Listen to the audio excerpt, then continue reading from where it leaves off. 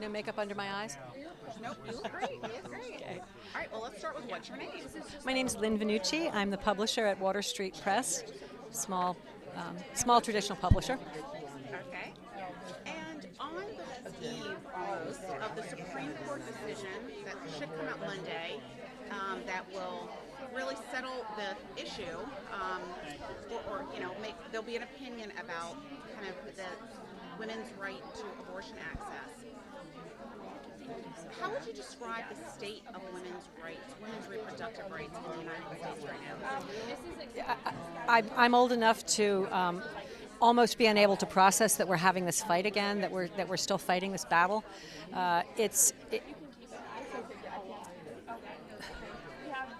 You're going to edit this, right? Women's rights, it's a ping pong ball that's being used by a group of people who,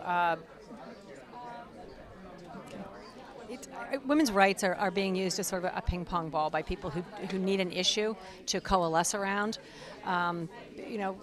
Who said it? Was it Gloria Steinem or Flo Kennedy that if men could have abortions, if men could have babies, abortions would be a sacrament?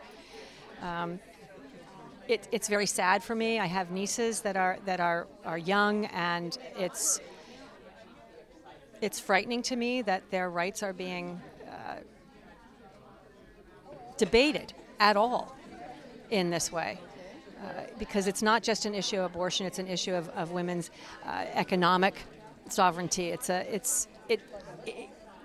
Using abortion is a way, limiting women's access to abortion is a way to limit women's ability to be in the workforce, to live full lives, to be complete citizens. And I think that abortion is an issue for groups that would like to limit women's ability to function in the world. It's not about abortion. It's about limiting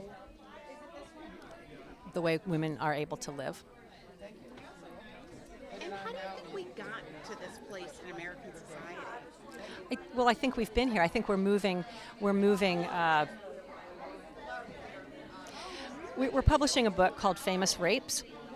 And what that book does is, it's by an artist and author who takes images from the media, from old masters, and flattens it out so that we see the line of how rape culture came to how we came to the place where we are living in this rape culture. And part of that is if you go to the National Gallery here in Washington, D.C., and you look at the rape of the Sabine women, it's a gorgeous piece of art. But do you know what's actually going on there? It's the rape of the Sabine women. They're being raped.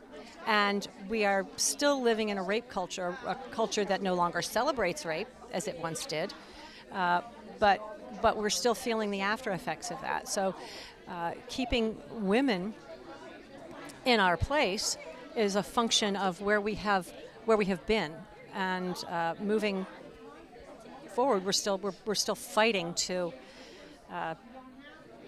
create a different place and change the culture so that we're not living in a rape culture. We're not living in a culture that holds women back because of biology, because our brains are smaller, because I'm